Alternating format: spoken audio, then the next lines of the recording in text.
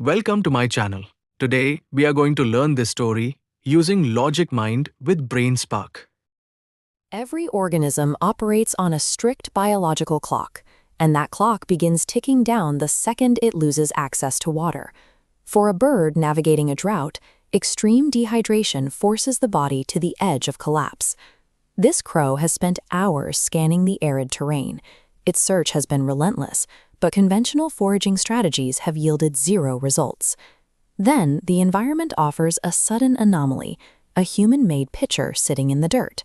Finding this triggers an immediate psychological pivot from impending death to relief. The bird rapidly closes the distance, driven by the certainty that survival is finally within reach. But this cross-section diagram shows the fatal physical reality. The water sits at the very bottom. Look at this measurement gap. The distance between the top rim and the fluid is far beyond the reach of the crow's beak. Raw motivation is mathematically useless if an organism cannot physically connect its body to the resource it needs. The subject begins with a primary hypothesis that the application of direct kinetic energy will shatter the barrier. The bird quickly discovers the limitations of its own biology. Its strength is entirely insufficient against thick, engineered ceramic. With the container still intact, the crow pivots to a second physical test, utilizing mechanical advantage to overturn the vessel. It tries to tip the pitcher again and again. These failed attempts burn through the bird's final calorie reserves, bringing the organism closer to total exhaustion. These back-to-back failures expose a harsh survival rule. When an organism is physically outmatched by the geometry of its environment, forceful, linear approaches fail. The physical exertion stops.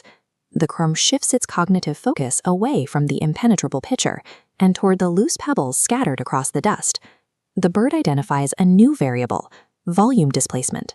When a solid object enters a fluid, it replaces its volume, forcing the level to rise. The crow begins a meticulous, iterative execution, dropping pebbles one by one. Inside the vessel, the mass of each stone sinks to the bottom and mathematically replaces the volume of the water. Stone by stone, the level climbs until the water finally breaches the neck, eliminating the physical gap. The problem was solved by abandoning the instinct to destroy the obstacle and choosing instead to manipulate the spatial dynamics inside it. The immediate biological crisis is completely resolved. The subject finally drinks to its heart's content, escaping certain death. With its hydration restored, the bird takes flight, leaving the pebble-filled pitcher behind as a monument to the event. The crow survived because it possessed the cognitive flexibility to abandon failing strategies before it reached the point of no return.